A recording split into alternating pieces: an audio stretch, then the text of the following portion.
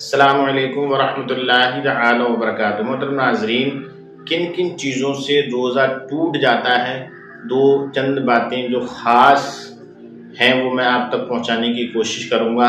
سب سے پہلے کھانے پینے جماع وغیرہ کرنے سے روزہ ٹوٹ جاتا ہے، جبکہ روزے دار ہونا یاد رکھیے گا۔ اگر کوئی شخص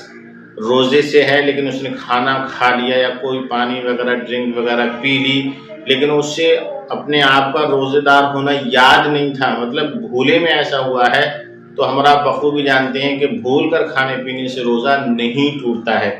لہٰذا اگر کوئی روزے دار ہے اور اس سے پتا ہے کہ وہ روزے دار ہے اور اس صورت میں یہ کام ہوتے ہیں تو روزہ ٹوٹ جائے گا۔ اسی طریقے سے حقہ ہے، بیڑی ہے، سگریٹ وغیرہ ہے،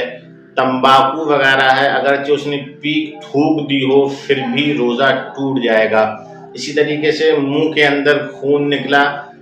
دو چند قطرے کے حلق میں اس کی نمکینیت محسوس ہوئی یا وہ خون تھوک سے زیادہ تھا، غالب تھا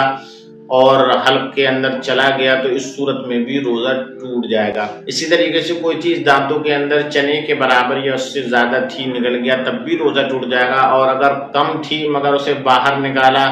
اور پھر اس نے وہ چیز کھا لی، نکل گیا، تو بھی اس صورت میں روزہ ٹوٹ جائے گا۔ اسی طریقے سے کسی شخص نے رنگین دھاگا منہ میں لیا اور اس کا رنگ جو تھا تھوک سے زیادہ تھا اور اس کا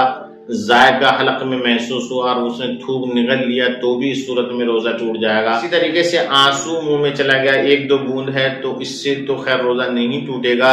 مگر اس سے زیادہ ہے کہ اس کی نمکینیت حلق میں محسوس ہوئی اور وہ نگل گیا، تو بھی روزہ ٹوٹ جائے گا۔ اور یہی حکم پسینے کا ہے کہ اگر کسی شخص کے حلق میں یا منہ میں کسی بھی طریقے سے پسینے کے ایک دو قطرے چلے گئے اور اس کی نمکینیت محسوس اگر نہیں ہوئی ہے تو روزہ نہیں ٹوٹے گا، اور اگر اس سے زیادہ ہے یعنی کہ ایک دو قطرے سے زیادہ ہے اور نمکینیت اگر محسوس ہو رہی ہے اور وہ اسے نگل گیا، تو بھی اس صورت میں روزہ ٹوٹ جائے گا۔ عام طور سے لوگ یہ بھی پوچھتے ہیں کہ انجیکشن وغیرہ سے روزہ ٹوٹتا ہے نہیں ٹوٹتا ہے، تو انجیکشن لگوانے سے روزہ نہیں ٹوٹتا ہے،